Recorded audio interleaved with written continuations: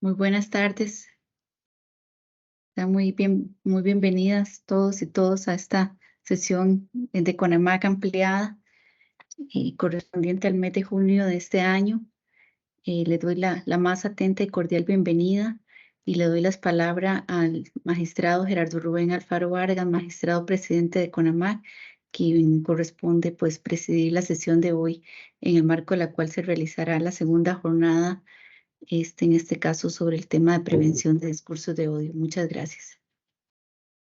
Buenas tardes a todos y a todas.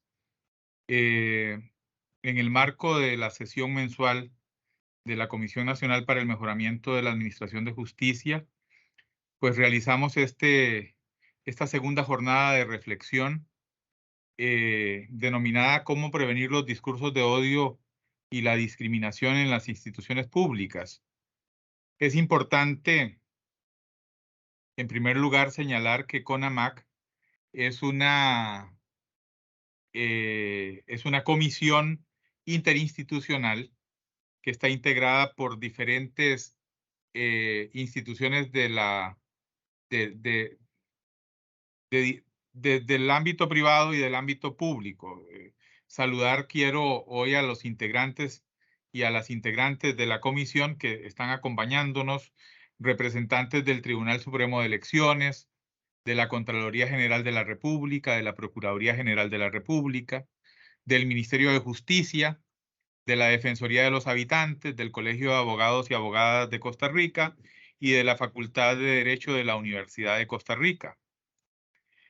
Eh, Además de saludar a todas las personas que se han integrado a esta sesión ampliada de CONAMAC en esta segunda jornada, y a las personas que en un tercer momento de esta sesión pues van a ser las que van a atender a este panel, a la doctora Larisa Tristán Jiménez, investigadora del Observatorio contra la Violencia Digital de la Universidad de Costa Rica, al máster Gustavo Araya Martínez, docente universitario, analista e investigador, y a la máster Yanancy Noguera Calderón, presidenta del Colegio de Periodistas. Este tercer punto de la agenda de hoy, que es la jornada de reflexión propiamente, la moderará la Magister Ivania Solano Jiménez, profesional de defensa de la Defensoría de la Mujer. Antes de hablar propiamente de por qué estamos trabajando este tema, yo quiero aprovechar el inicio de esta sesión para agradecer profundamente el trabajo de una mujer que es toda una institución del derecho público costarricense, que ha integrado CONAMAC en los últimos 12 años y que ha sido un bastión importante en el trabajo que ha desarrollado CONAMAC para el mejoramiento de la administración de justicia costarricense. Me refiero a la señora Procuradora General Adjunta, doña Magda Inés Rojas Chávez, quien esta es la última sesión en la que nos acompaña. Doña Magda Inés ha participado de esta comisión de manera permanente, responsable y comprometida. Sabemos que doña Magda Inés es una jurista del más alto nivel, es una funcionaria íntegra, una persona honesta, con grandes valores morales y sociales. Ella ha ocupado desde 1980, después de que ella se gradúa de la Universidad de Costa Rica, siempre ha estado en la función pública, inicialmente un año en la Contraloría General de la República, pero los últimos 41 años ha estado en la Procuraduría General de la República. Desde el cargo de Procuradora Adjunta hasta el cargo de Procuradora General Adjunta, y en el último tiempo como Procuradora General de la República después de la jubilación del último procurador, hasta hace un poco tiempo en el que se nombró a un nuevo Procurador General de la República.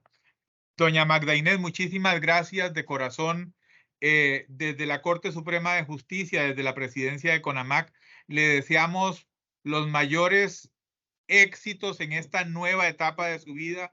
Muy merecida esa jubilación. Usted ha sido una mujer muy relevante para la realidad jurídica nacional y nosotros no tenemos más que agradecer esos aportes. Que Dios la guarde, que Dios la bendiga, que Dios la proteja y de verdad, mucho, mucho, doña Magda Inés, por lo cual todo Costa Rica tiene que agradecerle a usted y desearle los mejores deseos para su futuro ya desde la muy merecida jubilación. Después de agradecerle a doña Magda Inés, lo que quiero decir como introducción a esta sesión es que el compromiso de CONAMAC desde su misma creación ha sido, es y será siempre la defensa de los derechos humanos, de los derechos fundamentales consagrados en nuestro marco jurídico. Sabemos que hoy los retos se multiplican y se diversifican, por lo que en CONAMAC celebramos la unidad, la solidaridad y el compromiso personal e institucional contra mensajes que lesionan de forma directa y profundamente dolorosa la dignidad humana, así como erosionan la convivencia pacífica en nuestro Estado social de derecho.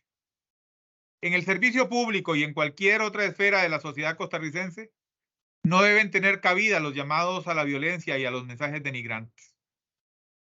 Agradezco al funcionariado de las instituciones que conformamos CONAMAC, que han dedicado horas de trabajo y esfuerzos a estas jornadas de reflexión, a las capacitaciones y al diseño de trabajos creativos, ya que sé que su compromiso no termina aquí, sino más bien se profundiza para continuar en este camino.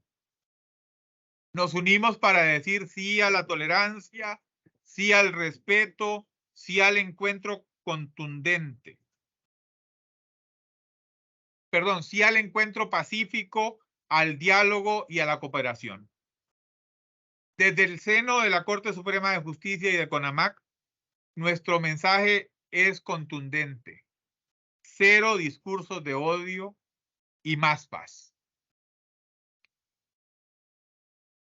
Como les decía, la sesión de hoy va a tener esta primera parte en la que desde la presidencia les damos la bienvenida. Vamos a hacer una presentación de una campaña interinstitucional que va a estar a cargo de doña Aurelia, que es la periodista encargada de comunicación de CONAMAC.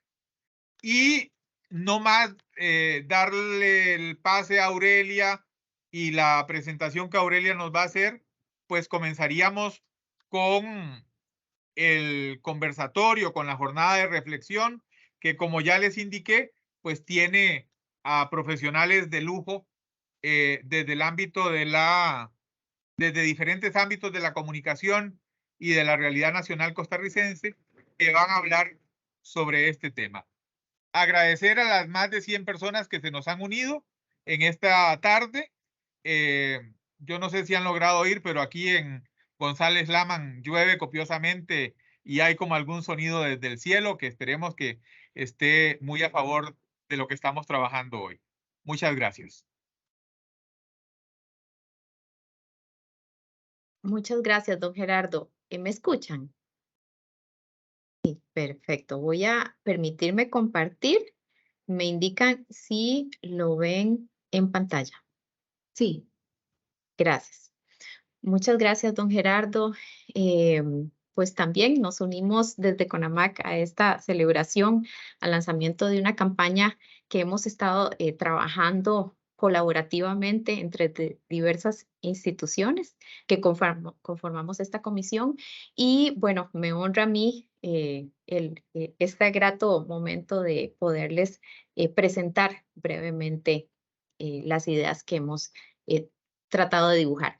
Nada más para contextualizarles, en la primera sesión de CONAMAC de este año, nuestros jerarcas y nuestras jerarcas tomaron el acuerdo de dedicar este año a 2 temáticas de importancia nacional, como son la violencia política contra las mujeres en el marco de la nueva legislación, la 10.235, y también dedicar al combate, erradicación de los discursos de odio y la discriminación. A partir de este toma de acuerdo, desde la dirección ejecutiva y de la presidencia de CONAMAC se hizo un llamado a las entidades que conforman la comisión para unir esfuerzos y tratar de conformar un grupo de trabajo, el cual está integrado por representantes de la Defensoría de los Habitantes, del Tribunal Supremo de Elecciones, del Ministerio de Justicia y Paz, de la Procuraduría General, de la Contraloría General también, y de órganos internos al Poder Judicial como son el Observatorio de Violencia de Género contra las Mujeres y Acceso a la Justicia y el Departamento de Prensa y Comunicación Organizacional. Este grupo de trabajo, pues, ¿cuál fue su objetivo? ¿Cuál es su objetivo? Es precisamente articular iniciativas y promover acciones de comunicación entre las mismas instituciones que conforman la CONAMAC y especialmente enfocadas pues en estas dos áreas de interés. El tema de violencia hacia las mujeres en política y el tema de discursos de odio y discriminación. A lo largo de estos años, a partir de la toma del acuerdo, nos hemos reunido virtualmente en algunas ocasiones, aproximadamente una vez al mes. Hemos tenido 4 reuniones de coordinación y además también a partir de este momento seguiremos trabajando para el segundo semestre. Los pasos seguidos, brevemente se los describo, pues fue la apertura de un drive, una unidad en la nube, en la cual pudiéramos ahí almacenar e intercambiar, que estuviera dispuesto este drive al acceso de todo el grupo con el fin de tener ahí disponible información, contenidos, documentación, datos, campañas, ideas y que pudiéramos ahí pues interactuar y también realimentarnos. Se definió como grupo que durante el primer semestre pues íbamos a enfocarnos en el tema de discursos de odio y en el segundo semestre pues van más bien a enfocarse los esfuerzos hacia el tema de violencia contra las mujeres en política. Otro de los pasos dados por este grupo de trabajo fue la confección de un cronograma de trabajo que nos fuera orientando en este caminar. Además, también se trabajó colaborativamente en la construcción de contenidos base que nos ayudaran a definir los mensajes clave y además también a definir los formatos en los cuales esos mensajes iban a ser transmitidos. Se co-creó también un lema para la campaña y se definió un diseño gráfico.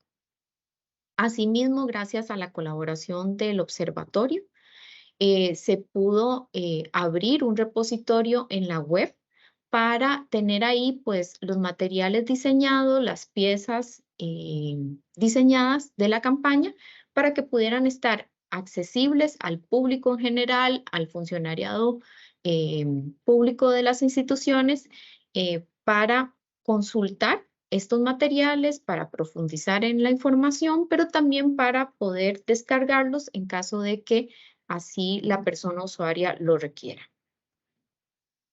Esta es parte de esa identidad gráfica que se definió. Como lema se co-creó el lema Cero discursos de odio más paz y así también deriva el hashtag que vamos a utilizar para medios sociales. La primera pieza que se construyó fue una infografía con información base sobre los discursos de odio. Es información sólida, contundente y se definieron como estas 4 áreas, enfoques de información básica para poder transmitirse. A partir de esta infografía se construyó una serie de mensajes para distribuir por correo electrónico. Estas fueron 4 piezas que lo que se hizo fue subdividir la infografía en pequeños trozos de información ya concreto donde nos indica, bueno, se nos explica qué son los discursos de odio. Hay otra pieza que explica qué no son los discursos de odio. Y las otras 2 piezas, pues hay una centrada en el tema de cómo identificar estos mensajes y la última piecita es qué hacer frente a estos mensajes. Esto, como les digo, va a ser distribuido en correo electrónico institucional de las entidades que conforman este esfuerzo. Asimismo, se pensó que derivado de los mensajes base por correo electrónico, estableciéramos pues otra línea de comunicación dirigida a redes sociales, a esos canales de comunicación en las redes que tiene cada una de las entidades, pero también que pudieran transmitirse vía WhatsApp, ya que conocemos que hay redes de trabajo, de voluntariado, mecanismos de comunicación que tienen ya las instituciones instalados mediante distribución y comunicación por WhatsApp. Entonces, estos mensajes derivan de los mensajes de correo electrónico, pero como podrán ver en pantalla, son mensajes mucho más gráficos, con menos texto y mucho más llamativos con el fin de poder llegar a públicos en las redes sociales. La distribución tanto por correo electrónico como por redes sociales y WhatsApp se va a realizar durante 2 semanas en este mes de junio. Así fue establecido el cronograma de distribución a partir del 12 de junio. Precisamente también en este caminar y en este conocimiento colectivo nos enfrentamos a la celebración, a la conmemoración del Día Internacional de la Lucha contra el discurso de odio. En ese lapso de distribución de la campaña, pues el 18 de junio, establecido así por Naciones Unidas y que se celebró precisamente por primera vez el año pasado y que esta sería la segunda ocasión de conmemoración, pues aprovechamos también para unir este esfuerzo a ese esfuerzo internacional de lucha contra los discursos de odio. Paralelo a estas informaciones más gráficas, más de texto, las entidades participantes tomaron la decisión de elaborar pequeños cortos donde personas jerarcas de las entidades pudieran manifestar su compromiso frente a estos mensajes. Y de esta manera obtuvimos algunos mensajes, se crearon algunos mensajes con la manifestación y el compromiso explícito de las y los jerarcas frente a ellos. Entonces voy a permitirme compartir estos mensajes seguidamente.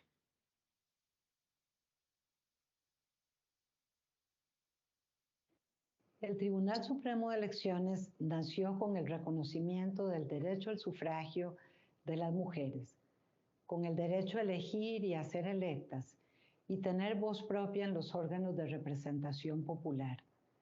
Desde entonces, hemos conquistado avances legales y jurisprudenciales en defensa de ese derecho. La cuota, la paridad vertical y horizontal, la alternancia y los amparos electorales en que hemos protegido el derecho de las mujeres a ejercer el cargo para el que fueron electas. El desafío que encaramos hoy es que los discursos de odio y otras formas de violencia política contra las mujeres no nos hagan retroceder en el camino andado, que ni se silencie ni amedrente la voz pública de ninguna mujer, que todas seamos libres de tomar la palabra alto y claro en el foro público. Cero discursos de odio, más paz.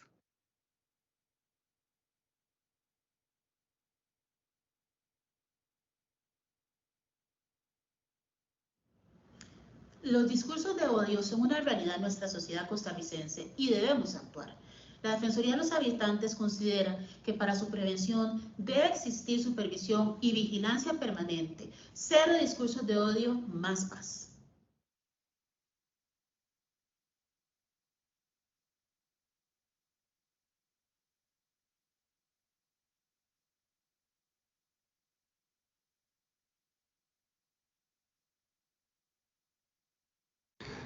la trinchera de la Procuraduría General de la República asumimos el compromiso de detectar, denunciar y suprimir cualquier discurso o manifestación que atente contra los derechos fundamentales de todos los seres humanos.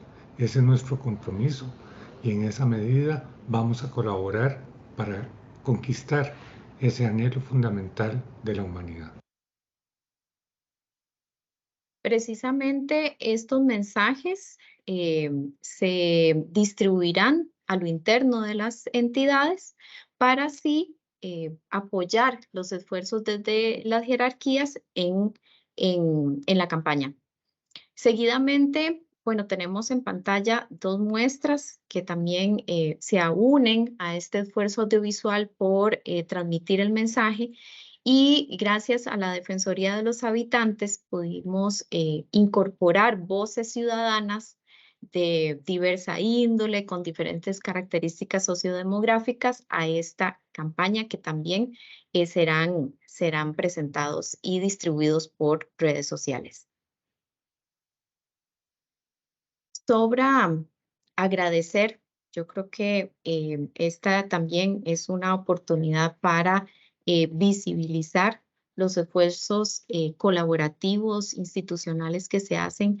Realmente el material no sería hoy una realidad sin la oportuna y valiosa colaboración que obtuvimos, por ejemplo, del señor Andrei Cambronero Torres, del Tribunal Supremo de Elecciones, de la señora Carolina Montero Araya, de la Asamblea Legislativa, de la señora Carmen Díaz Rojas, del Observatorio contra la Violencia hacia las Mujeres, del Poder Judicial, de doña Cintia Fernández, funcionaria de la Procuraduría General de la República, de la colega Dixie Mendoza Chávez, del Observatorio, también Graciel Quiroz del Observatorio, de doña Ivania Solano Jiménez de la Defensoría de los Habitantes, de doña Carla Rivera Venegas del Ministerio de Justicia, de la señora Natalia Céspedes Porras de la Contraloría General y de la colega Rocío Rivera Cascante del Departamento de Prensa y Comunicación Organizacional del Poder Judicial. Cierro esta presentación con una frase del señor Antonio Guterres. Él es secretario general de Naciones Unidas y don Antonio nos dice que el odio es peligroso para todos y todas, por lo que combatirlo también debe ser una tarea de todos y todas. Muchas gracias.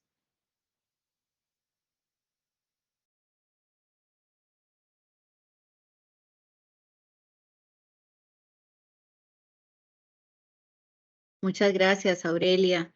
Con la presentación de la campaña pasamos a dar inicio formalmente a la segunda jornada, en este caso moderada por la señora doña Ivania. Sean todos y todas muy bienvenidos ya formalmente a la jornada. Buenas tardes, muchas gracias. Mi nombre es Ivania Solano Jiménez, de la Defensoría de la Mujer de la Defensoría de los Habitantes, y aprovecho para agregar a las palabras de agradecimiento, enviarle también un agradecimiento a la Defensora Junta de los Habitantes, doña Tatiana Mora, y al equipo de la Defensoría de Comunicación, Ahmed Tabash, y al colega del Instituto de Educación y Derechos Humanos, Federico Monge, cuya participación fue crucial para conversar con la sociedad civil, comentarles esta iniciativa y que nos donaran su afectuoso aporte para que podamos contar con estos mensajes y poderlos distribuir. La tarde de hoy es una tarde muy valiosa, porque con el objetivo de discutir sobre el concepto de estos discursos de odio, sus implicaciones y las acciones puntuales que se podrían realizar desde las instituciones para prevenirnos, nos hemos reunido hoy con 3 personas cuya trayectoria es significativa y además muy oportuna para que en esta semana, que además en otros sectores se está hablando de violencia digital, de violencia política, de discriminación, de exclusión en todos los ámbitos, podamos profundizar el día de hoy en esto. Y es que hasta hace algún tiempo asociábamos los discursos de odio sus implicaciones y las acciones puntuales que podíamos ver, lo asociábamos como una herramienta utilizada en los regímenes antidemocráticos y con ideologías totalitarias y represivas para atacar a grupos humanos particulares por motivos religiosos, étnicos, raciales, políticos y por otros motivos.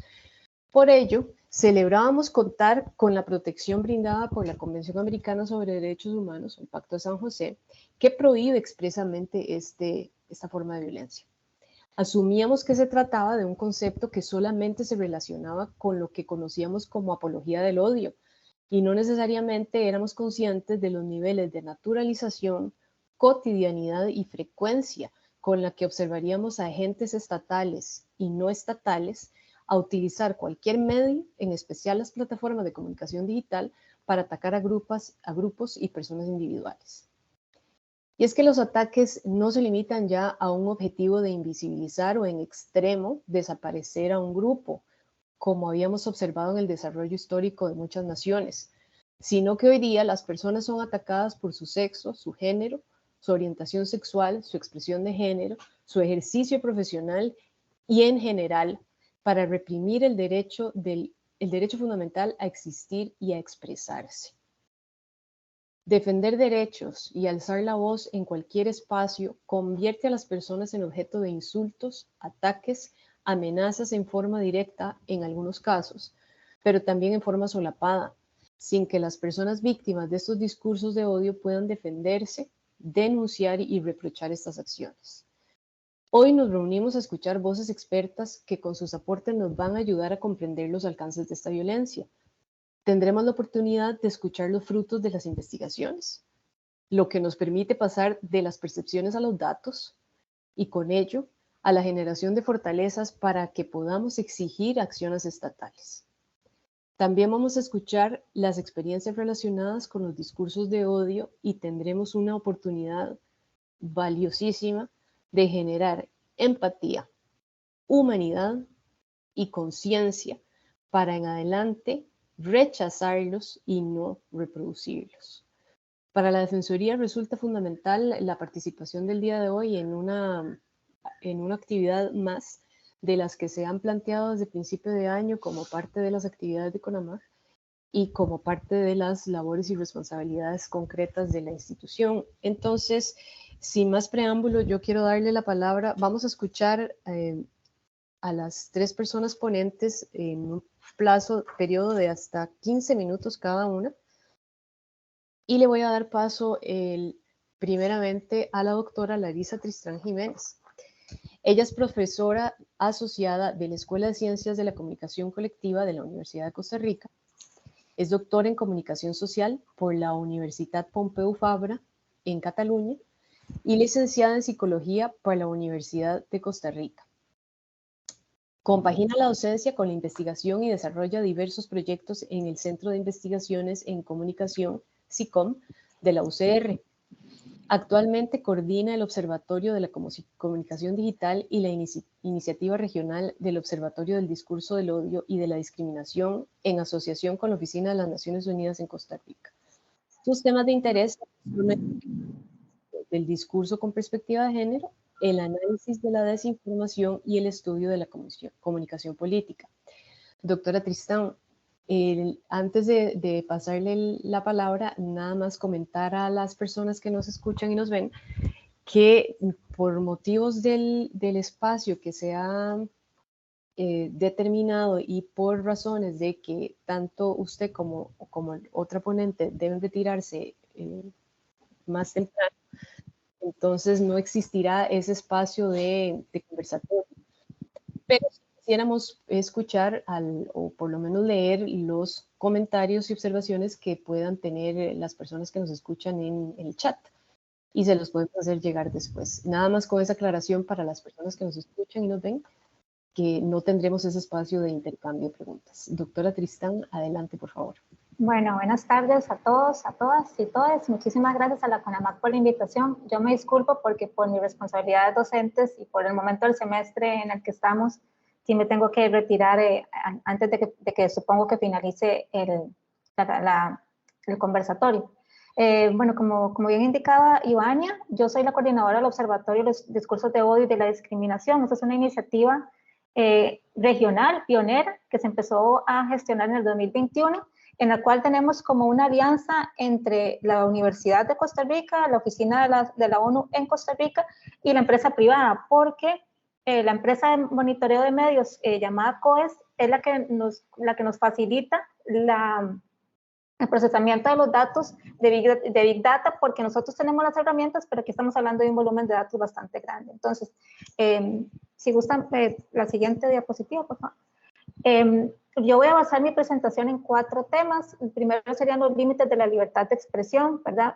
Yo sé que probablemente entre ustedes hay muchas personas que son abogados, abogadas, y no intentaré yo explicarles, pero sí es importante que tengamos en cuenta esto, porque en el contexto actual de una deriva más o menos autoritaria en la que estamos asistiendo a muchas democracias occidentales, se arguye al concepto de libertad de expresión para normalizar, permitir o legitimar el discurso de odio. Entonces es muy importante tener claros estos límites. Algunas definiciones sobre discurso de odio. Es muy importante y muy interesante la propuesta de comunicación que nos exponían al principio, si no me equivoco, la colega Aurelia, porque es muy importante tener claro qué es discurso de odio y qué no es discurso de odio. En ese sentido, desde el SICOM, estamos también estableciendo una categoría que se llama interacciones violentas, porque si bien es cierto no podemos alargar demasiado el concepto de discurso de odio porque perdería legitimidad, tampoco podemos dejar de identificar y registrar otras dinámicas que perpetúan violencias simbólicas como las que hablábamos al inicio. Y luego voy a presentar resultados sobre el estudio, porque en alianza con COES hemos hecho 2 estudios anuales y vamos a ver cómo del 2021 al 22 los discursos de odio se han ido incrementando. Y por último, pensar algunas propuestas para contrarrestar. La siguiente, por favor. Entonces, bueno, como ustedes saben, ¿verdad? La libertad de expresión es uno de los pilares de los derechos humanos y de la libertad de las sociedades democráticas, pero no es absoluta, ¿verdad? En el artículo 13 de la Convención Americana sobre los Derechos Humanos, ¿verdad? Se denomina que toda persona tiene derecho a la libertad de pensamiento y de expresión, pero que esa tiene sus límites cuando se utiliza este derecho para hacer propaganda en favor de la guerra y sobre todo apología del odio nacional, racial o religioso que constituye una incitación a la violencia o cualquier otra acción similar.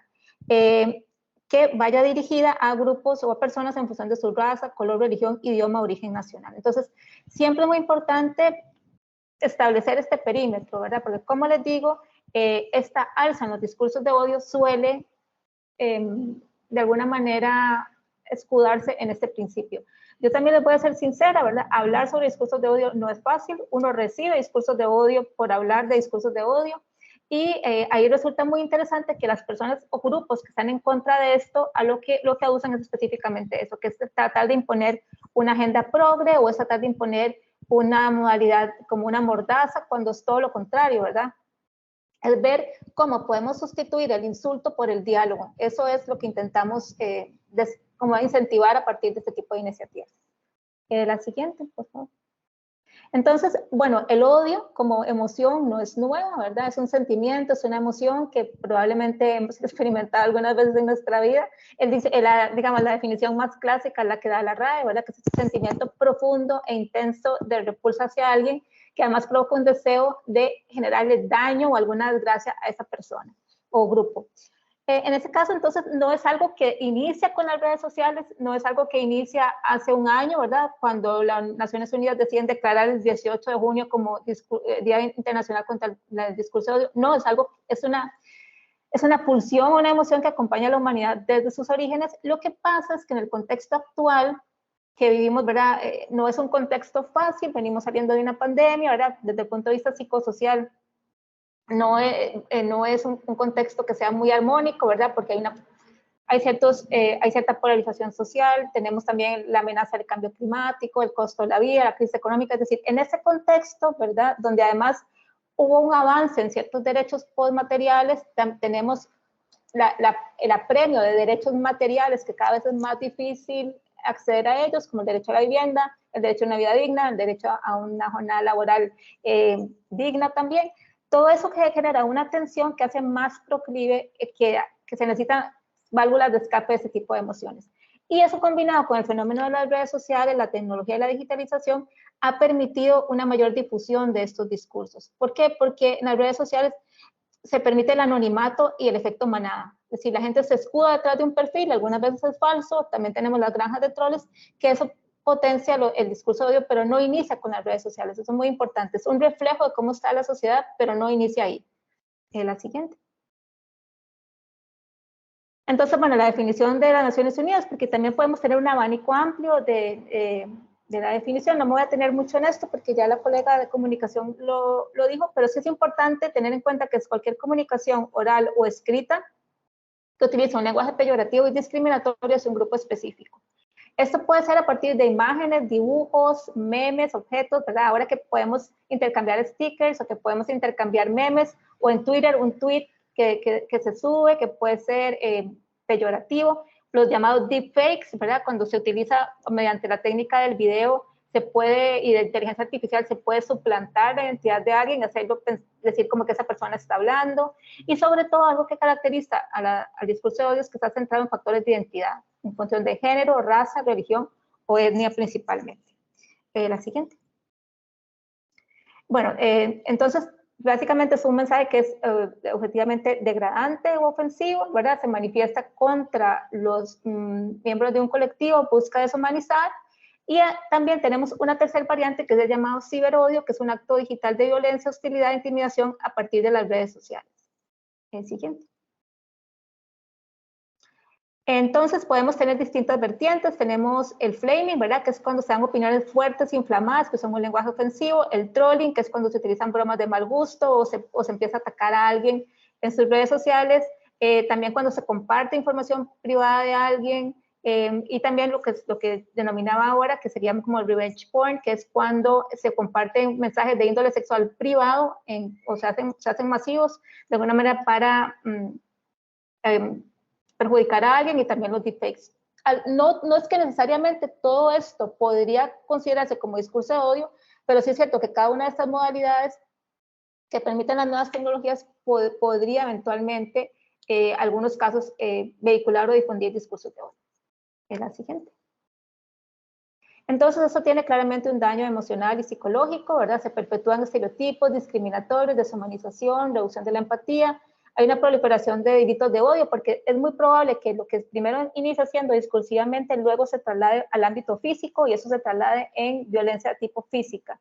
Y aquí es, ¿verdad?, donde yo celebro mucho la oportunidad de venir como a presentar los datos en este espacio, porque creo que siendo que es una jornada de reflexión y siendo que es cómo evitar los discursos de odio en las instituciones públicas, también desde la academia, ¿verdad? Nosotros trabajamos con datos, a partir de datos tratamos de hacer interpretaciones. También les pediría que desde su trinchera, desde su ámbito, pensemos en maneras en que se pueden proteger a las víctimas, ¿verdad? Porque muchas personas que son sujeto objeto de discurso de odio, realmente cuál es el entramado legal que las protege, a dónde podrían ir a hacer una denuncia, cuando alguien llega a hacer una denuncia de este tipo, cómo se le trata, específicamente vemos que podría haber diferencias por género. Entonces, bueno, ahí dejo la inquietud. La siguiente. Ok, entonces, ahora sí, ¿cómo se manifiesta el análisis en Costa Rica? Bueno, como ya les dije, por razones de tiempo, voy muy brevemente, nada más con las tendencias generales, y esto se ha hecho, la empresa encargada de procesar los datos, la empresa COES, que hace análisis de medios, y en combinación con nosotros, nosotras interpretamos los datos y damos como esta luz más sociológica. La siguiente. Bueno, con respecto al 2021 al 2022, se analizaron 9.037 mensajes, de los cuales el 71%, ¿verdad? O 77% tenía una intención no directa de discursos de odio, pero aún así decía cosas que podían vehicular un discurso de odio. Pero tal vez aquí el dato más interesante o más preocupante es que con respecto al 2021 aumentaron los discursos de odio o mensajes con intencionalidad directa o indirecta en un 71%. No es, digamos, casual que los temas que más generaban o discursos de odio tuvieran que ver con política y elecciones, porque fue precisamente el año 2022, bueno, tuvimos las elecciones. Entonces, como pueden ver, el 37,39% de los mensajes tenía que ver con temas relacionados con política. Pero los 3 temas que le siguen, ¿verdad? Orientación sexual, género y xenofobia, son los que, si quitáramos el contexto de las elecciones, vemos que son los que más generan discurso de odio. Entonces, eso de nuevo nos indica que las poblaciones más vulnerables, llámese el colectivo LGTBIQ+, las mujeres, las personas inmigrantes, son las que más sufren o reciben discurso de odio en redes sociales. La siguiente.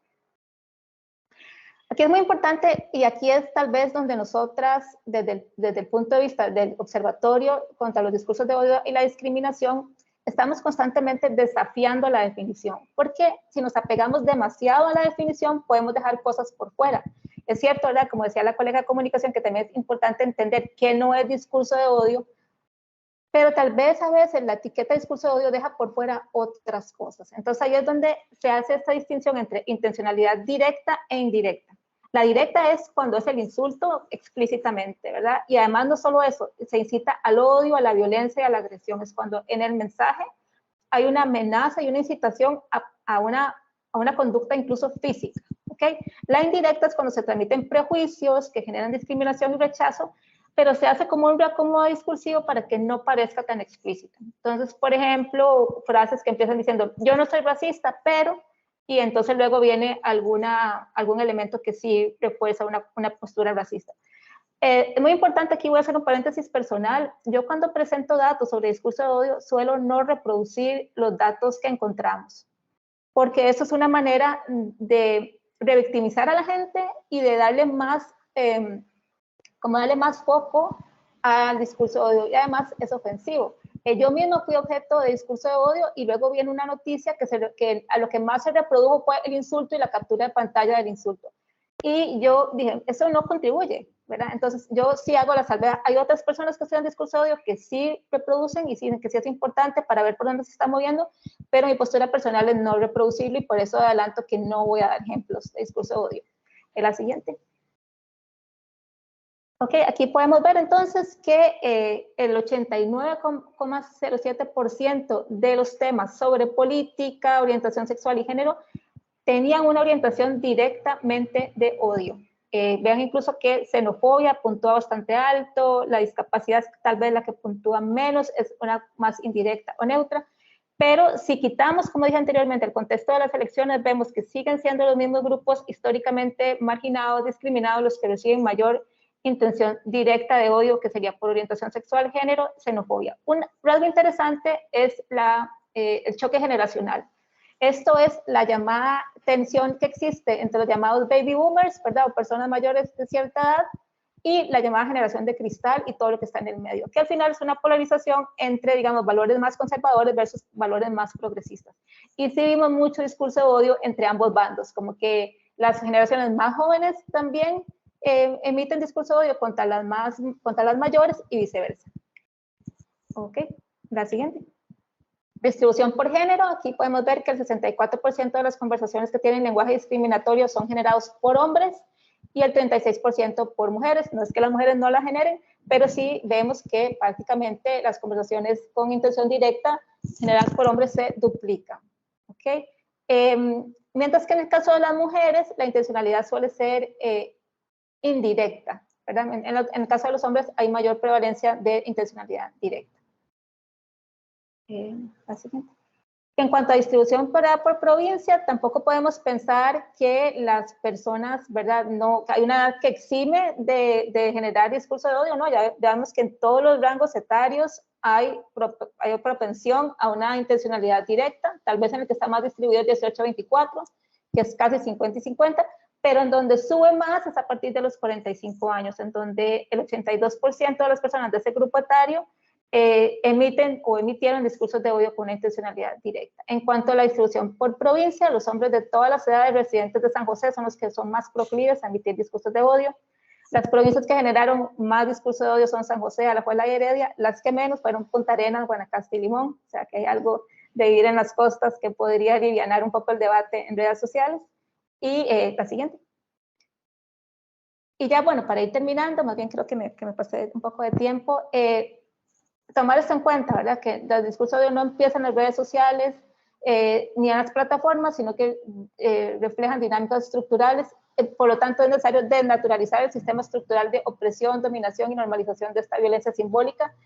Y eso empieza desde la escuela, empieza desde los ámbitos de interacción más privados y más cotidianos, empieza desde el lugar del trabajo, ¿verdad? Aquí, además, toca una fibra muy sensible a nivel cultural, porque en Costa Rica, culturalmente, somos muy dados a la llamada chota, ¿verdad?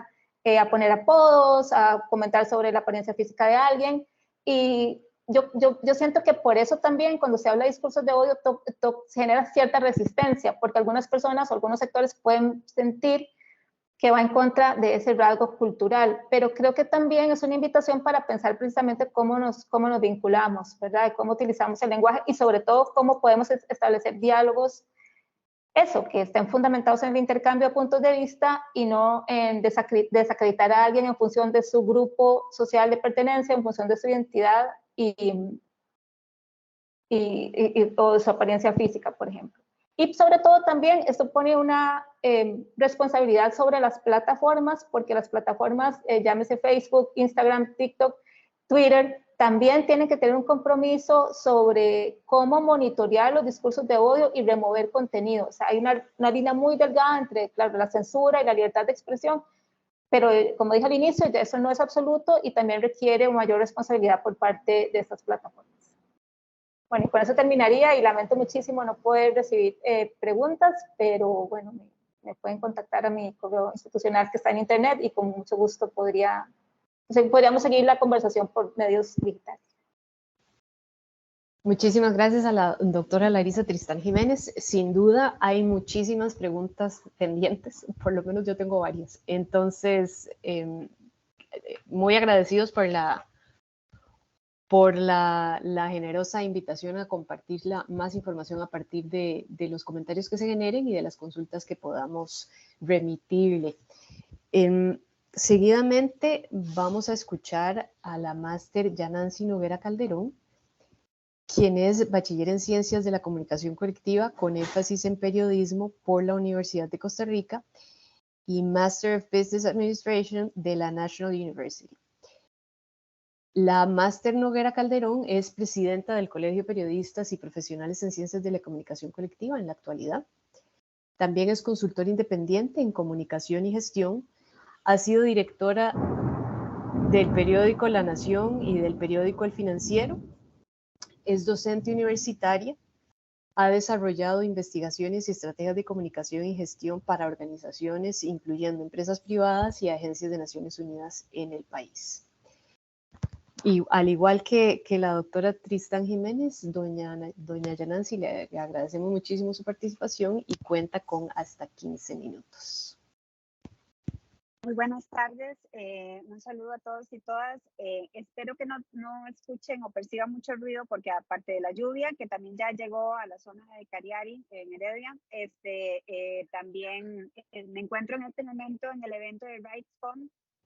Y creo que estar aquí además es muy propicio para esta actividad en el sentido de que en este momento hay más o menos 1.500 personas aquí, más las 300 que no pudieron entrar por los problemas de migración del gobierno, que fundamentalmente lo que están hablando sobre derechos humanos en el espectro y en el marco digital. De manera que sin duda es un tema relevante, es un tema que tenemos que mantener vigente.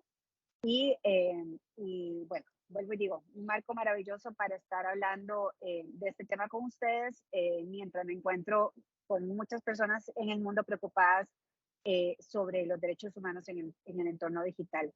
Yo, la verdad, como buena periodista, cuestionaba el título de esta actividad porque la verdad es que yo creo que los discursos de odio no se pueden prevenir. Me parece que lo único que podemos es prepararnos para enfrentarlos, ¿verdad? Y creo que el reconocimiento de que esto es un fenómeno que aunque no podemos aceptar, está presente y no se va a ir pronto, y que la única forma o la única posibilidad que tenemos es aprender a convivir con él sin aceptarlo y enfrentándolo con mucha fuerza y mucha participación conjunta, es parte de lo que nos va a permitir realmente mantenerlo vigente en nuestros diálogos.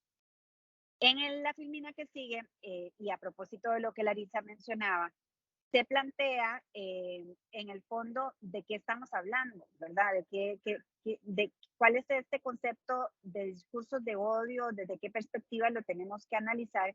Y lo que en esa filmina se plantea es que precisamente el discurso de odio es difamación. Ustedes que muchos y muchas son abogadas, pues obviamente comprenden el concepto de lo que estoy hablando, pero aquí estamos hablando sobre la difamación que hace un grupo social que fundamentalmente quiere estigmatizar y causar daño a otros, ¿verdad? Entonces estamos hablando no de la crítica que tal vez puede ser dura, pero tiene un nivel de inocencia respecto a grupos o personas que están realmente preparadas y están trabajando para generar una lógica de comunicación que estigmatice a las personas a las cuales se dirigen sus mensajes. Por tanto, entonces es un discurso abusivo, ¿verdad? Hay acoso, hay una violación a los derechos humanos de las personas que son objeto de esas comunicaciones. Y obviamente este discurso de odio genera, o sea, se alimenta de todo un entorno de violencia y también tiene un impacto humano real en las personas que son sujetas a estos discursos. Y yo creo que el reconocimiento de esta realidad de violencia, de grupos organizados y de impacto en la salud mental es fundamental para que podamos de alguna forma prepararnos frente a su presencia en los distintos espacios en los cuales se puede producir, porque no necesariamente tiene que ver solamente con las redes sociales. ¿Cuáles son algunos otros impactos importantes? Hay impactos de censura y de autocensura. Yo supongo que cada vez escuchamos más nosotros a personas que dicen, ya yo no quiero estar en redes sociales. Primero porque no quiero vivir ese entorno de violencia, pero tampoco quiero ser sujeto a violencia. Y creo que el aislamiento tecnológico no es la solución. La solución es trabajar con seguridad desde lo tecnológico, ¿verdad? Y que esa seguridad nos permita a nosotros controlar nuestras emociones alrededor de esa racionalización o irracionalización que se da en los espacios virtuales, específicamente en las redes sociales. Es decir, un impacto directo en la censura y la autocensura.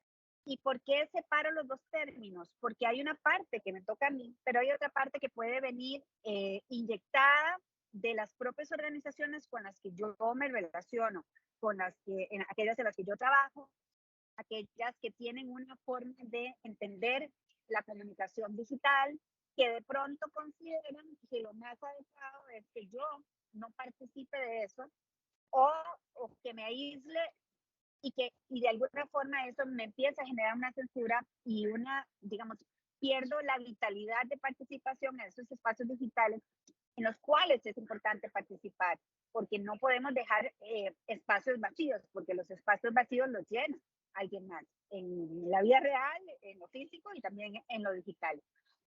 El tema de la salud mental, pues lo venimos discutiendo sobre todo con más seriedad desde la pandemia, pero aquí estamos hablando de que hay un impacto real en las personas en sus niveles de, de preocupación por lo que esto que está ocurriendo puede representar para mí, para mi familia, para mis conocidos, ¿verdad? Y por tanto también hay un tema, de colectividad y de tratamiento o atención del Estado que es fundamental considerar en esto. Hay obviamente una lógica de legitimar y la delegitimación tiene un impacto real, ¿verdad? Quienes nos vemos sometidos a este tipo de acosos digitales, a estos discursos, a esta estigmatización, posiblemente vamos a tener problemas para conseguir trabajo, porque habrá muchos empleadores o muchas organizaciones que van a tener temor de vincular su imagen a una imagen que está siendo depreciada, ¿verdad? Entonces, esta delegitimación tiene un impacto real, además, económico, en muchas personas que nos movemos en estos espacios. Obviamente el debate público se ve afectado, se privilegia a unas voces respecto a otras, y esto también puede alcanzar la violencia física.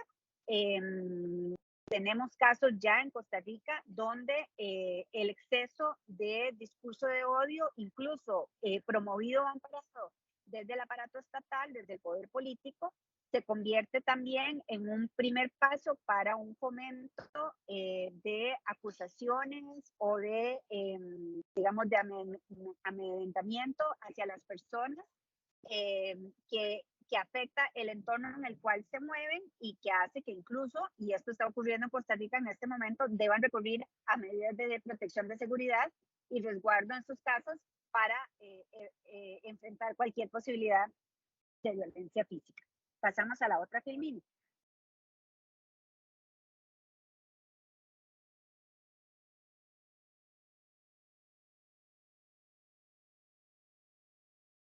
¿Qué podemos hacer y cómo podemos prevenir?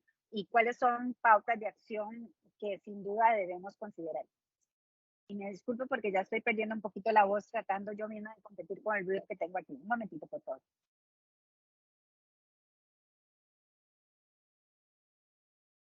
Sin duda, debe haber un esfuerzo de alfabetización digital.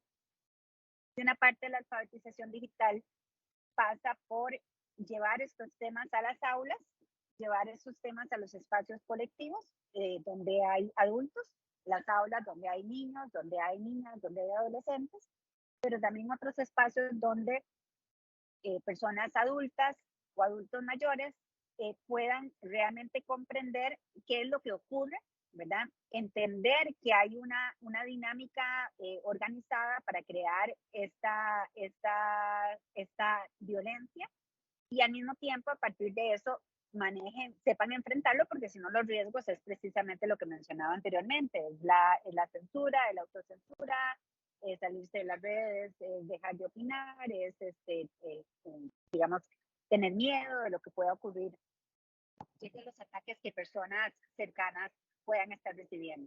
Y las campañas como la que ustedes presentaron ahora, sin duda son importantes.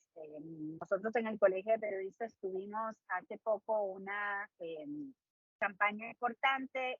A veces lograr adeptos a este tipo de campañas también se vuelve complicado. Una cosa que nos ocurrió a nosotros, a pesar de que tuvimos varios colegios profesionales, incluyendo el Colegio de Abogados y Abogadas, participando con nosotros en esta campaña, es que hay algunos actores que precisamente en la dinámica de miedo que se genera producto de la violencia digital, prefieren no asociarse a este tipo de instituciones, entidades que promueven este tipo de campañas de alfabetización por un tema de miedo, por un tema de que consideran que son temas políticos, ¿verdad? Y eso también es parte de lo que nosotros tenemos que aprender a combatir, sobre todo ustedes desde la esfera pública, tener claro que estamos hablando aquí de una responsabilidad del Estado, porque el Estado debería ser, digamos que la primera gran organización de muchas que debemos participar en esto, que debe generar toda una dinámica de trabajo relacionada con esto.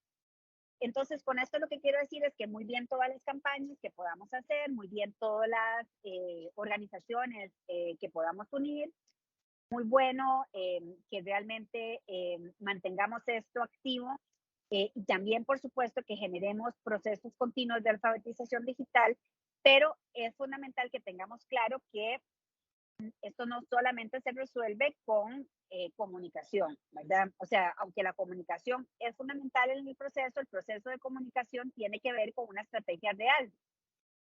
Si no hay acciones reales desde las instituciones públicas y privadas para atacar, para prevenir, para enfrentar la violencia digital, entonces las campañas de comunicación se vuelven vacías, porque al final de cuentas lo que nosotros estamos diciendo ahí no tiene sustento real. Y por eso es que es fundamental este liderazgo del Estado y estas alianzas público-privadas de una manera continua para que haya una acción real que le dé soporte a cualquier estrategia de comunicación o de alfabetización digital.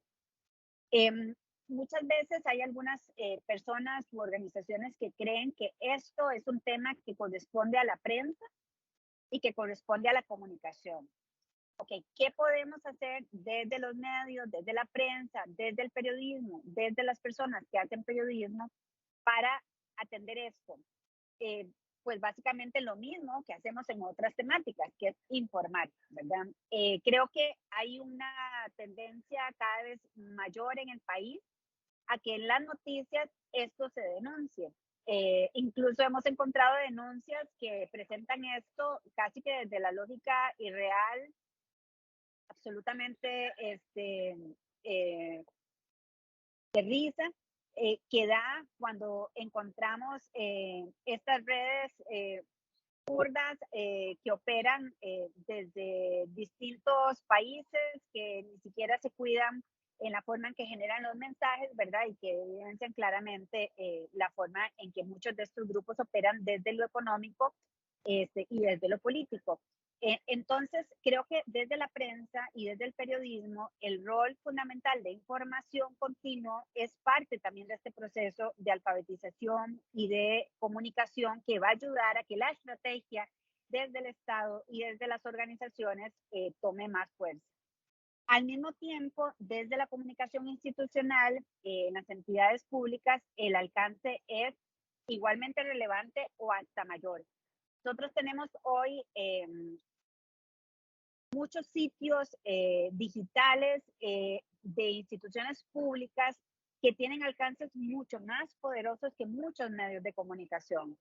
Hay perfectamente comunidades que solamente, en las que solamente las personas siguen las redes sociales de su municipalidad o de sus organizaciones comunales, porque realmente eso es lo que les interesa, qué es lo que está pasando en su entorno más inmediato, cuándo va a haber algún problema en la atención de los servicios, ¿verdad? Entonces, en esos espacios donde tenemos grupos segmentados, es mucho mejor trabajar la comunicación, porque ahí sabemos cuáles son esos grupos, conocemos sus intereses y la comunicación desde esa institucionalidad pública además reviste, digamos, de otros elementos que muchas veces no tienen los medios de comunicación, ¿verdad? Porque los medios de comunicación son bien vistos por unos, son mal vistos por otros, son bien vistos en algunas ocasiones, son mal vistos en otros, pero muchas veces las instituciones públicas gozan de mucha credibilidad por la forma en que abordan sus servicios o su orientación hacia las comunidades, y ese valor que está asociado a esa institución pública se puede convertir en una estrategia de comunicación continua para también generar mayor alcance dentro de las estrategias reales que la institución pueda tener. Entonces yo sí quiero insistir en esto. La comunicación no opera en el vacío. La comunicación tiene que tener una estrategia. Si nosotros armamos campañas de comunicación como esta del colegio o como la que ustedes están armando, pero no hay acciones reales, institucionales, orientadas a prevenir y accionar contra la violencia digital, la estrategia de comunicación ayuda, pero es vacía y se cae. La comunicación funciona con estrategias organizacionales, con objetivos, con planes y con otras acciones que involucren a las personas que se encuentran dentro de esa institucionalidad. Y por supuesto que desde esta perspectiva, si nos convertimos esto en una preocupación institucional, las alianzas público-privadas tienen que también jugar un rol importante. Aquí no podemos quedarnos solamente con la denuncia pública. La denuncia pública es importante, pero aquí tiene que haber denuncia, digamos, de otro nivel. ¿Cómo lo debemos hacer? ¿Cómo lo han hecho otros países? Esto es parte de los procesos de investigación que tenemos que hacer, identificar las mejores prácticas de investigación y de detección de estos grupos y de denuncia para que se proceda con las acciones legales que correspondan. Ya hemos visto que aquí incluso denunciar a una sola persona que está haciendo acoso digital a otro ser humano es complejo. Imagínense lo que puede ser detectar organizaciones formales que están trabajando en este tipo de acciones. Y sobre todo si algunas de estas acciones están cobijadas desde el aparato público, ¿verdad? Entonces, obviamente, este tema de investigación y de acciones legales se vuelve muy complejo. En las mismas acciones legales, ¿qué podemos hacer desde la perspectiva de leyes para enfrentar esto? Este es otro gran, digamos, área que se abre, que yo pienso que precisamente organizaciones como la que ustedes representan, eso es precisamente el aporte institucional que podría dar a toda esta, digamos, estrategia institucional colaborativa que deberíamos tener activa, ¿verdad? Entonces, doña Yanancy, me parece... me recuerdo el tiempo, doña Yanancy.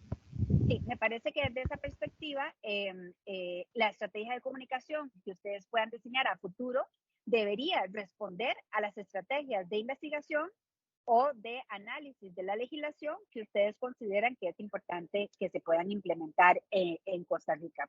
Realmente, pues por aquí, hasta aquí llego yo con lo que tenía previsto presentarles. La última filmina básicamente igual comparte una pieza de esta campaña de comunicación que trabajamos en el colegio. Para el Colegio de Periodistas es fundamental y está definido dentro de su estrategia el tema de lucha contra la desinformación, dentro de lo cual cabe una buena parte de esto que estamos hablando de violencia digital. Tiene que ver, hay un enfoque especial también hacia la violencia digital hacia las mujeres, que son mujeres comunicadoras que están enfrentando la misma violencia que vemos en las calles, en la gente, la misma, digamos, forma de separación que se ha generado desde los hombres hacia las mujeres, también lo estamos viendo en lo digital y también aquí hay una vocación especial, de manera que pues básicamente este tipo de campañas amarradas a estrategias sin duda pueden tener éxitos y resultados importantes. Por aquí lo dejo. En mi caso también, al igual que Larisa, yo me tengo que retirar, pero quedo a las órdenes. Sepan que el Colegio de Periodistas y Profesionales en Comunicación está a la orden para apoyar cualquier iniciativa de este tipo desde el punto de vista estratégico y de comunicación. Muchísimas gracias, doña Yanancy. Que tenga una buena tarde y en el resto de la jornada tan importante en la que está participando. Y además, le adelanto la consulta que sería, ¿cuáles serían las mejores prácticas para que las instituciones que forman parte de CONAMAG y que van a empezar a difundir esta estrategia y esta campaña estén preparadas para las reacciones? Porque esa es otra de las cosas que nosotros desde la Defensoría también vemos. Cada vez que se defiende algo, las reacciones son inmediatas. Entonces, también si nos puede ayudar con eso. Le agradezco mucho. La recomendación son que organicen comunidades desde ya, ¿verdad? Tienen que organizar comunidades que salgan a enfrentar el ataque. O sea, no es replegarse, es todo lo contrario. Sí. Muchísimas gracias. Muchísimas gracias.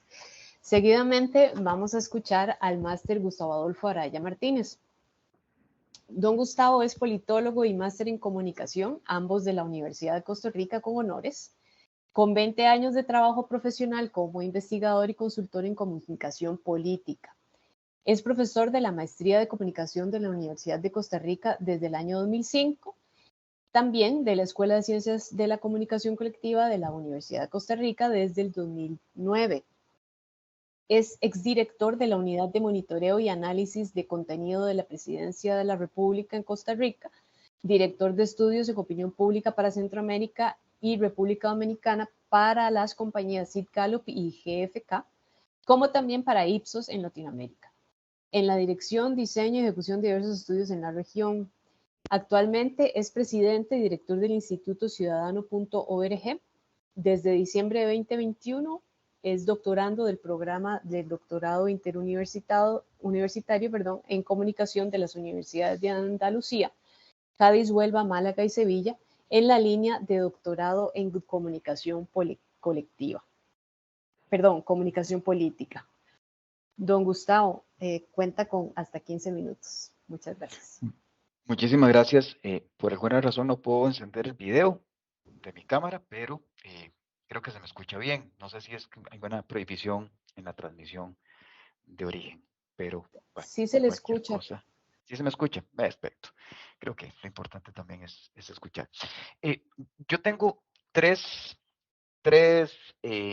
reflexiones que me parece, a propósito de lo que comentaban la doctora Tristán y doña Yanancy Noguera, las complementan. Yo he venido sosteniendo que el odio viaja en jet, propulsado y escondido y camuflado, mientras que la lucha contra el odio va en bote, a remos y probablemente como el único dando la cara. Entonces ahí estamos en una amplísima desventaja y me explico. Lo primero es que hay una normalización sin respuesta. Se ha venido normalizando el discurso de odio y discriminación voy a referirme brevemente a ello. No necesariamente, digamos, las acciones están coordinadas desde el discurso de odio, pero sí que son tan repetitivas, tan frecuentes y con tanto apoyo, si se quiere, con tanto soporte, de alguna manera no formalizado, pero desde alguna estructura política, especialmente ahora desde lo ejecutivo, que ha trocado al discurso de odio y la discriminación en una suerte de discurso normalizado, pero que además adquirió un nivel de nueva narrativa, una narrativa que le ha dado vuelta prácticamente a esconderse, como si fuese, por ejemplo, una lógica positiva, aquella que en realidad de fondo es negativa. Y me explico. Ponerle impuesto a la leche, dice una diputada, que es fomentar la lactancia materna, o recortar el presupuesto, por ejemplo en cultura, se ha venido señalando como ahorro. Vean que es una narrativa que cambia la venganza, incluso como si fuera un valor, que ahora es vista como justicia, el irrespeto, el insulto es visto ahora como valentía, la mofa, la burla, es vista como capacidad, como una suerte de virilidad, la intolerancia como si fuese un derecho, la oposición se le señala como obstáculo, incluso so pena, como decía doña Larisa, de perder espacio de sobrevivencia, y el odio y la violencia supuestamente ahora son populares, ¿verdad? Eso es hablar con lenguaje popular, supuestamente. Vean que se ha venido asentando una narrativa, no únicamente en Costa Rica, sino que se ha venido dando en otros países, especialmente de la mano de un torcido posmodernismo que ha venido a sustituir los hechos por perspectivas, ¿verdad? En donde efectivamente ya no importa cuál es el hecho, sino lo que importa es cuáles son las opiniones o las perspectivas que sobre eso exista, pero en una última instancia, desde el punto de vista ontológico, prácticamente hemos cambiado. Ya no solamente son importantes los hechos, o ya los hechos ni siquiera son importantes. Ahora lo importante son las emociones. Y entonces se gobierna desde las emociones. Y eso se ve en Guatemala de Yamatei, se ve en El Salvador con Bukele, se ha visto con Trump en los Estados Unidos, con Erdogan, por ejemplo, ahora en su reciente elección en Turquía, y se puede ver en otros países en donde efectivamente ya nos han venido alertando institutos tan importantes como The Economist a nivel internacional, o IDEA Internacional, o el propio Latino Barómetro, en donde paulatinamente han venido ganando espacio precisamente estas derivas autocráticas de autoritarismos que han venido a sustituir estas narrativas, precisamente, o las narrativas reales, por estas narrativas que todo lo justifican. Y nos encontramos entonces que en estos regímenes, incluso son como calcos, ¿verdad? Son como de manual. Encontramos el mismo odio, la misma posverdad y la misma cambio de narrativa y la misma polarización, por ejemplo, en Andrés Manuel López Obrador en México, para poner un caso que es de amplísimo estudio y que yo recomendaría incluso volver la mirada hacia allá para ver un poco en perspectiva qué es lo que va a ir sucediendo en Costa Rica. En el plano social, lo que pasa es que no hay un marco reglamentario normativo, ¿verdad?, que de forma proactiva promueva, digamos, por un lado, los discursos más bien contra el odio, y por el otro, más bien se los señale, pero de manera, digamos, no es punitiva, pero sino de manera asertiva, y más que todo, digamos, tratando de develar qué es lo que han venido haciendo estos discursos de odio y por qué se están colando tan fácilmente en nuestra sociedad. Efectivamente, como dice doña Yanancy, coincido con ella, los medios de comunicación no son los espacios únicos, pero sí eran los espacios prioritarios en donde generalmente atribuíamos las grandes campañas o las campañas que tenían que llegar a la sociedad, pero ahora los medios de comunicación han perdido la batalla propia, que hay una guerra, ¿verdad?, especialmente desde los populismos, donde ya no son necesariamente generadores de aquellos acuerdos generales en términos societarios, sino que ahora más bien son parte de las víctimas, especialmente aquellos medios críticos e investigativos, parte de la crítica sobre lo que debe hacerse, y por lo tanto hay un ejercicio violento hacia precisamente el status quo y especialmente hacia los medios de comunicación en particular, en donde, bueno, ahora se le ve casi que como una característica y no como un insulto decirle a un medio que es un medio canalla. Creo que esto es importante porque, de nuevo, el primer efecto de este cambio de narrativa, que es a lo que primero quería referirme, ¿verdad? Este cambio de narrativa, la primera característica es probablemente la más superficial, es que ha habido una normalización del discurso de odio, ¿verdad?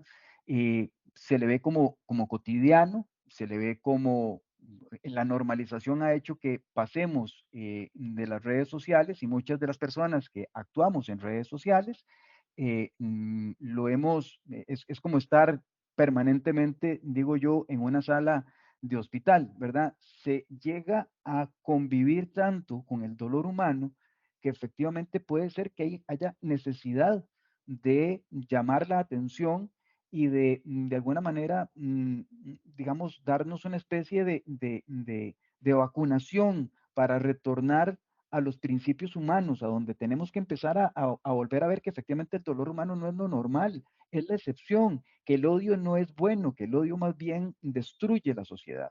Pero hay una normalización porque la estamos viendo cotidianamente en redes sociales, en los discursos presidenciales, en las actividades formales, los hemos estado viendo en la narrativa que se ha venido imponiendo, y estas acciones en la cotidianidad hacen que efectivamente desde el poder se valide y se normalice la violencia, ¿verdad? Entonces la gente, tengo un par de conocidos que tienen niveles de instrucción educativa que no necesariamente es antídoto contra nada, pero que dicen que ahora, que qué bien que se esté dando esto porque efectivamente es una situación que debería de darse, que la ciudadanía debería vengarse, que la ciudadanía debería atacar a aquellos grupos, etcétera, etcétera. Y hay entonces una justificación.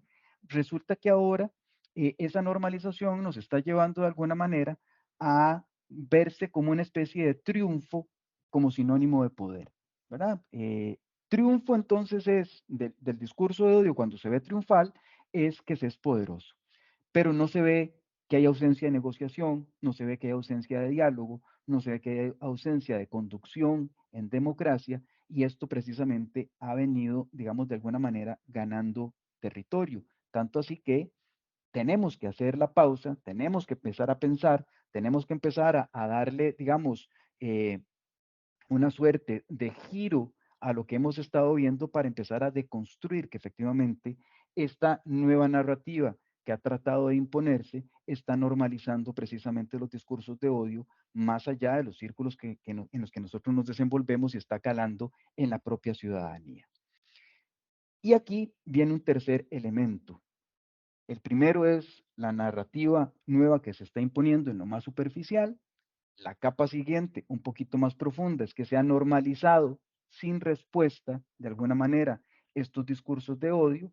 Y tercero, que me parece que es la capa más profunda, es que no hay una contención real. Y no quiero demeritar el trabajo que se hace desde la institucionalidad, ni mucho menos. Me parece que es el trabajo que hay que seguir haciendo. Pero esto no se vale que sea un trabajo que sea efectivamente, como dice doña Larisa y como ha señalado doña Yanancy, y lo suscribo porque en lo personal lo vivo, que es que quienes llevamos a cabo un discurso pro diálogo, pro negociación, pro defensa de derechos, pro no uso de la violencia, seamos los receptores precisamente de todo el ataque. No se vale. No se vale porque somos la cara, la primera línea, y entonces está bien y vamos a seguirla dando. Y a nivel institucional hay que seguirla dando. Pero efectivamente la institucionalidad está sola. Y me explico.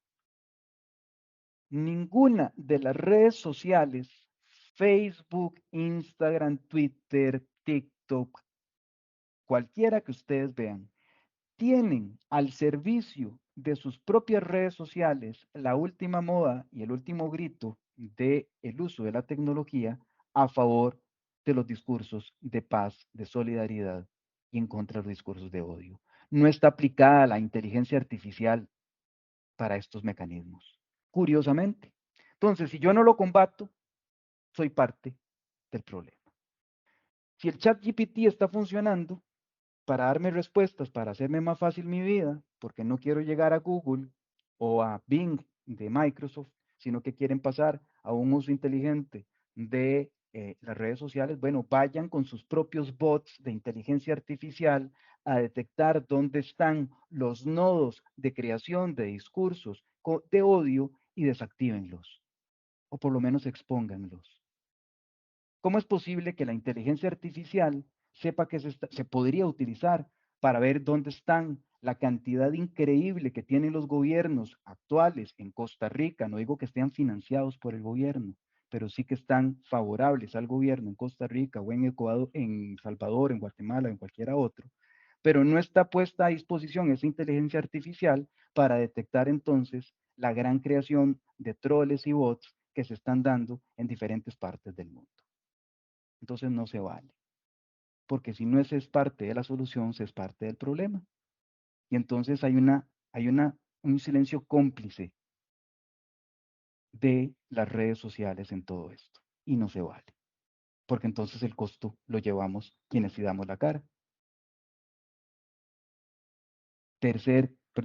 Segundo elemento dentro de este tercer bloque. Bueno, me hace pensar entonces que de alguna manera el discurso de odio es rentable, y no me refiero en términos económicos. Me parece que es rentable y está siendo rentabilizado por quienes no quieren hacer ese gasto, ¿verdad? No quieren cargar con ese costo que estamos cargando quienes estamos a favor de los discursos democráticos, de diálogo, de paz. ¿Y qué pasa? Entonces, que como no hacen esa erogación de tiempo, esa erogación de tecnología, sino que tenemos que hacerla nosotros, tenemos que hacer campañas nosotros. Qué curioso. La institucionalidad es la que tiene que estar a favor de los discursos democráticos. Y es la institucionalidad, es la CONAMAC, la que tiene que hacer una inversión de recursos, de personas, de tiempo, para poder salir adelante. Y entonces, la estamos volviendo súper rentable porque somos una acción sobre la que además se acrecienta cada vez más los discursos de odio, y pareciera que entonces no es de recibo la responsabilidad, o es imperceptible la responsabilidad social empresarial que hay en contra, precisamente, o que debería estar en contra de estos discursos de odio. Yo no veo ninguna empresa trabajando mano a mano con la CONAMAC como parte de un sistema de creación de tejido social en paz o a favor de la paz a ninguna empresa del sector privado. Si ustedes me dicen que hay empresas involucradas y que están muy interesadas y ya le tocaron la puerta, pues les creeré. Pero yo, que estoy involucrado en el mundo de la responsabilidad social, no he visto uno solo de estos elementos en donde haya involucradas empresas de cabeza que digan: voy a dejar de promover mi marca, o un 10% de la promoción de mi marca la voy a dedicar a discursos que vayan en contra, o por lo menos que desactiven, o por lo menos que señalen y que pongan en evidencia a los discursos de odio. Entonces no se vale, porque la institucionalidad es la que se come el costo que pagamos todas y todos con nuestros impuestos, y que volvemos a sufrir otra vez más cuando tratamos de poner la campaña de la CONAMAC en nuestra propia red social y nos vuelven a caer desde los centros de creación de contenido de odio. Entonces lo estamos pagando doble. Ese traslado del costo del combate, ¿verdad? Me parece que quienes lo experimentan o experimentamos, porque me incluyo, no estamos teniendo las herramientas, o no tenemos a disposición las herramientas que efectivamente, como lo decía, nos ponen en términos de velocidad y frecuencia en las mismas condiciones que han estado los discursos de odio. Por eso digo que el odio viaja en jet propulsado y escondido y camuflado, mientras que la lucha contra el odio, la lucha por la paz, va en bote de remos y dando la cara. Lo punitivo me parece que es acción tardía, es acción costosa en términos de ineficiencia. Ya el daño está hecho en alguna manera, ¿verdad? Entonces, creo que no es la medida. Creo que la medida tiene que ser efectivamente preventiva y efectivamente tiene que haber una forma de que haya compromiso en los más altos niveles. Porque si por un lado está el Poder Judicial, la Defensoría de los Habitantes, el sector académico y demás, procurando discursos de paz, poco hacemos en el sentido de que nuestras redes sociales alcanzarán en manera conjunta unas 50.000, 100.000, 200.000 personas, mientras el Poder Ejecutivo tiene a su favor 5 o 6 canales de comunicación mediante los cuales los días miércoles, los viernes, los cafeteadas, la revista y demás continúan en un discurso de polarización, de posverdad y de populismo. Y con eso finalizo. Muchísimas gracias, don Gustavo.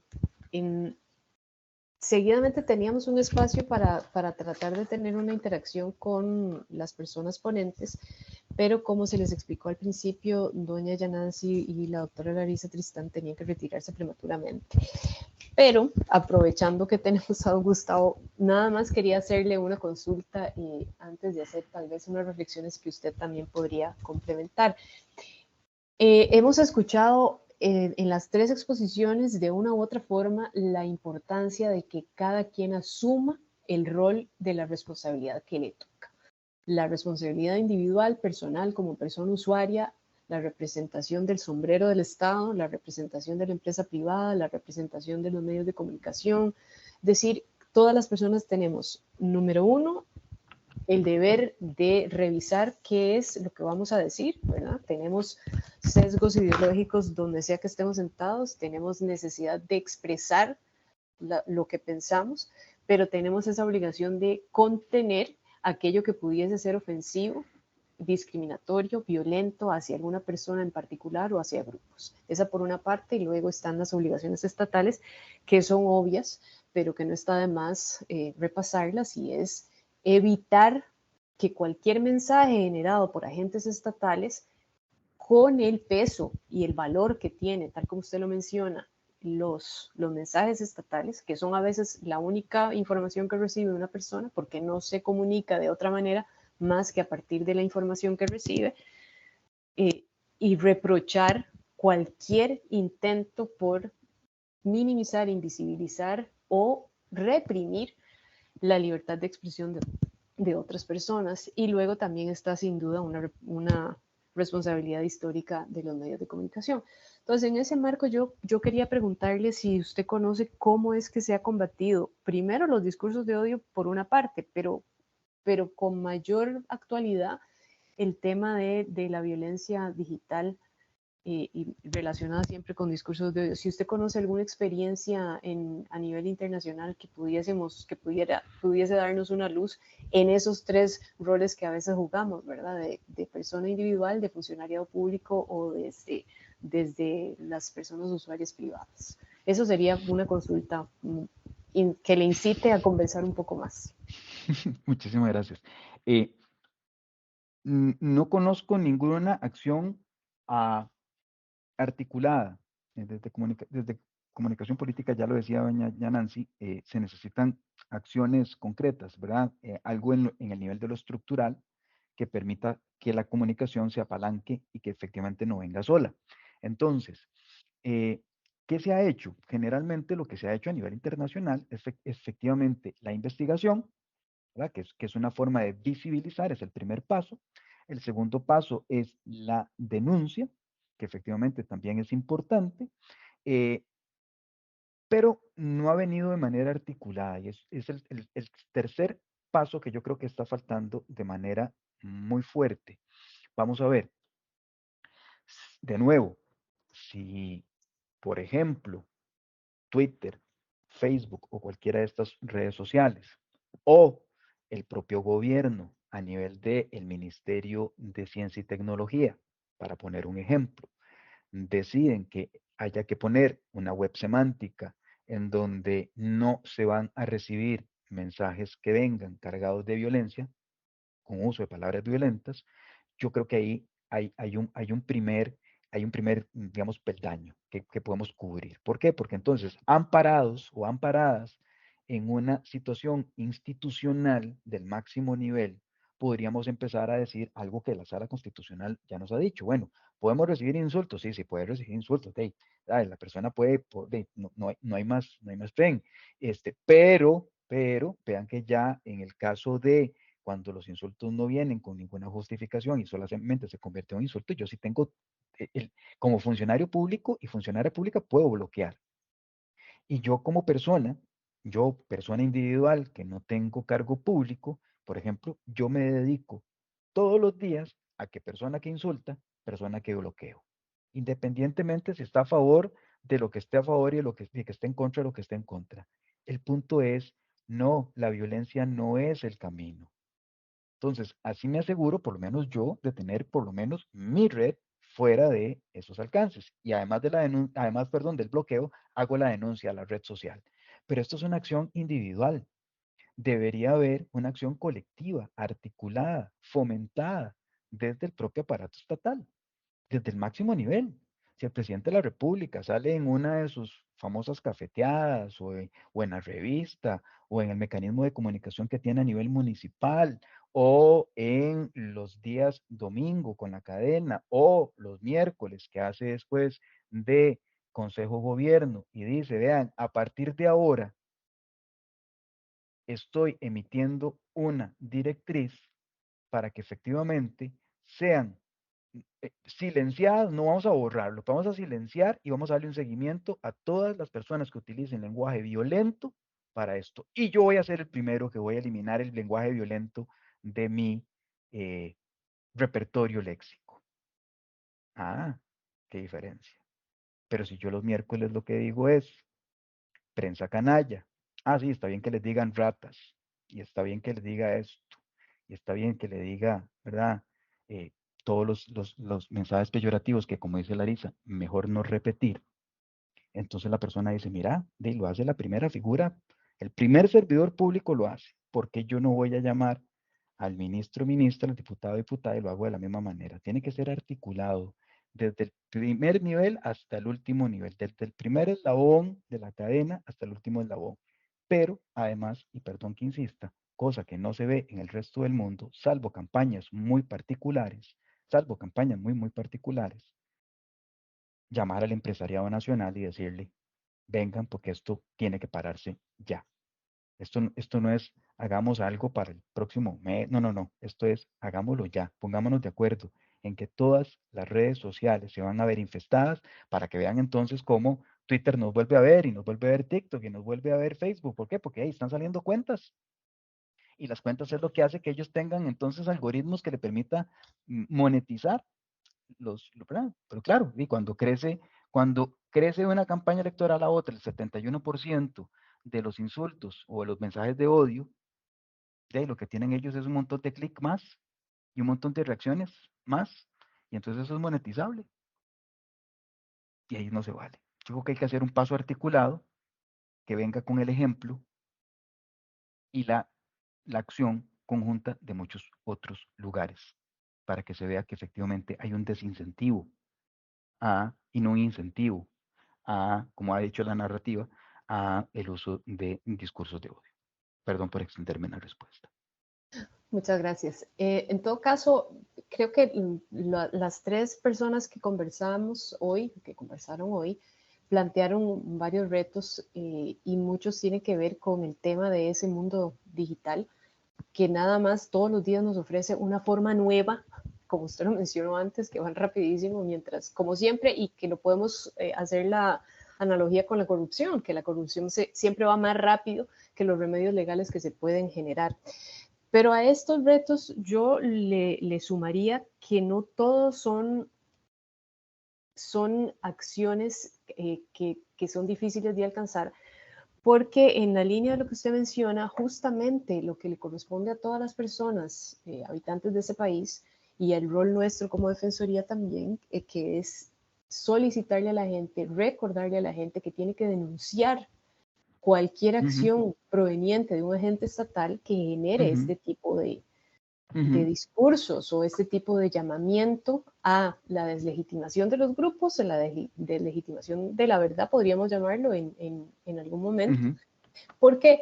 Porque hay una obligación principal, ineludible, de todas las personas funcionarias públicas, y es que estamos obligados a rendir cuentas y actuar de forma transparente. Entonces, dentro de todo este universo de complejidades que podemos observar en la violencia digital, tenemos una base constitucional y jurídica que nos permite, como usuarios y usuarias de los sistemas, pero también de los servicios públicos, a exigir también una conducta que se adapte y que asegure el cumplimiento de los deberes éticos de toda persona funcionaria pública. Por eso no es lo mismo escuchar, y por eso es que tenemos que empezar desde el principio a rechazar y reprochar cualquier manifestación como las que se establecen en el estudio que escuchamos, pero en ese estudio desafortunadamente vienen esas otras personas que no son necesariamente sujetas a cuentas de una manera tan clara como lo son los agentes estatales.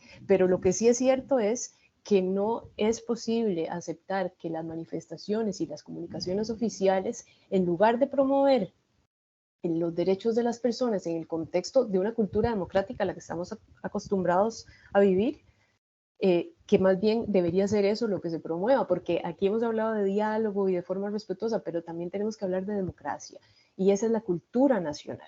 El costarricense y las costarricenses somos personas que vivimos en democracia, y aunque suene como un concepto que se gasta, ese es la base de esta sociedad y que tiene que ser el objetivo de cualquier administración y de cualquier gobierno. Entonces, yo llamaba la atención en que el reto podría ser en relación con usuarios invisibles, usuarios que no sabemos quiénes son, pero que lo que sí está clara es esa responsabilidad de todas las personas que integramos los servicios públicos en cualquier institución en la que estemos, de tener que responder por nuestros actos. Entonces, en el momento en que podemos identificar de dónde viene el discurso, hay que denunciarlo, sea donde esté, y hay que exigir las investigaciones disciplinarias que correspondan y las consecuencias que eso pueda tener, porque eso es parte también de ser agente estatal, y es que somos responsables de lo que decimos y lo que hacemos.